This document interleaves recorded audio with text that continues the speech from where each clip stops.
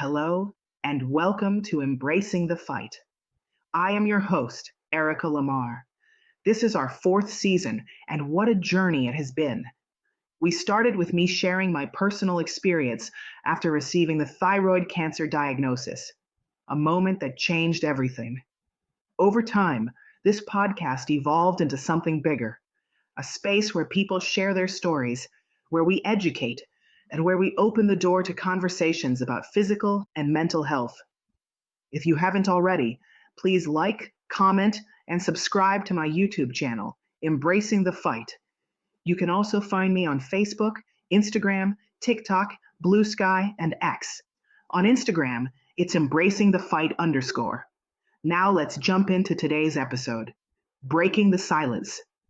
Today we're talking about something that affects millions, yet still hides in the shadows, depression. We're pulling back the curtain on a condition that is often misunderstood, misdiagnosed, or dismissed.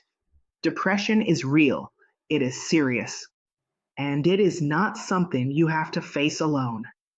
Depression is a mental health condition that affects how you think, feel, and function. It's more than sadness or a bad week. It can feel like a heaviness you can't shake, a fog that won't lift, or a loss of interest in things you once loved. It may bring hopelessness, disconnection, fatigue, and difficulty handling even simple tasks. Let's talk about the numbers because they tell a powerful story. Depression is one of the most common mental health conditions in the world. According to the World Health Organization, more than 280 million people globally live with depression. In the United States, the National Institute of Mental Health reports that roughly 1 in 5 adults will experience a mental illness each year, with depression being a leading cause. But what's especially important is how these numbers have changed over time, particularly with the rise of social media. Before social media became widespread in the early 2000s, depression certainly existed, but the rate of reported depressive symptoms, especially among teens and young adults, was significantly lower.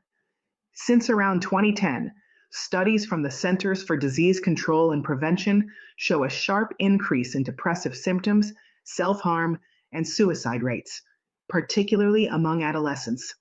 So what changed? Social media platforms like Instagram, TikTok, and Facebook have created constant access to comparison, validation, and information, both positive and negative. On one hand, social media can build community, raise awareness about mental health, and help people feel less alone.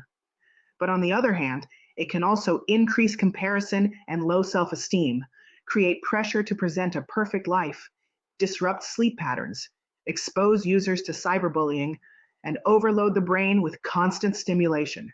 Research has shown that heavy social media use, especially more than 3 hours per day, is associated with higher rates of depression and anxiety, particularly in young people. Before social media, comparison was limited to your immediate environment.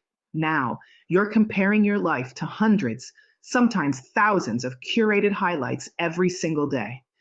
That shift has changed how we see ourselves, how we measure success, and how we process emotions.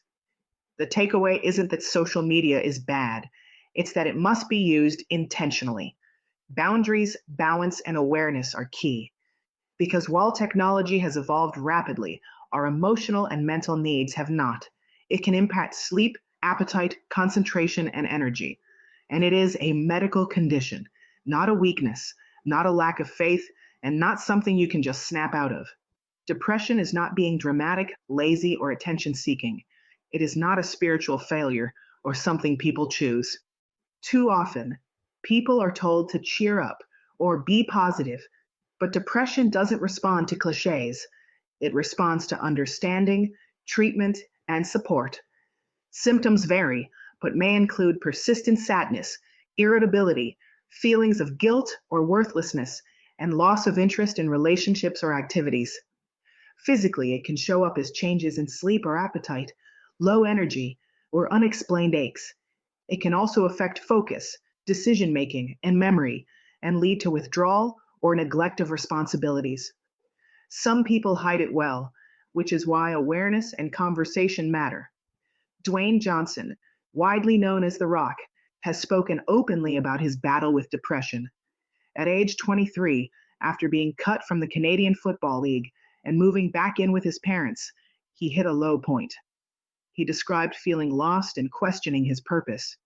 Years later, even at the height of his wrestling career, he experienced another wave of depression after a breakup. Despite fame and success, he realized mental health struggles don't disappear with achievement. Johnson credits his recovery to opening up, staying active, and rebuilding his mindset. Today, he encourages others to speak up and seek help, reminding people that strength is not about hiding pain, but facing it. Depression is also one of the most misdiagnosed conditions.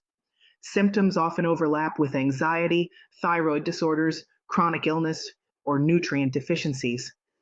Many people minimize what they're feeling.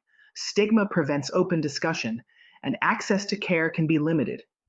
Misdiagnosis isn't failure. It means we must keep advocating for better care.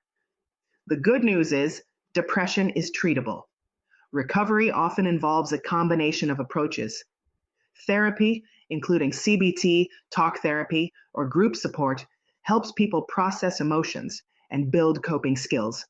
Medication can support brain chemistry and is a valid, useful tool. Lifestyle factors like sleep, movement, and nutrition also play a role, along with strong community support. It's also important to rule out underlying medical conditions like thyroid issues or hormonal imbalances. Healing is not one size fits all, it's a journey. If someone you know is struggling, support starts with presence. Listen without judgment. Validate their feelings. Avoid minimizing their experience. Encourage professional help and check in regularly. And if someone expresses hopelessness or feels like a burden, take it seriously and help them seek immediate support. If you're listening and struggling, hear this clearly. You are not alone. You are not weak. You are not a burden. You are not invisible. There is hope, there is healing, and there is a community that cares about you. Depression thrives in silence, but when we speak openly and without shame, we take away its power. Thank you for joining me for this episode of Embracing the Fight. If this resonated with you, please share it with someone who may need it. Don't forget to like, comment, and subscribe, and connect with me across social media. Until next time, keep fighting, keep healing, and keep embracing the fight.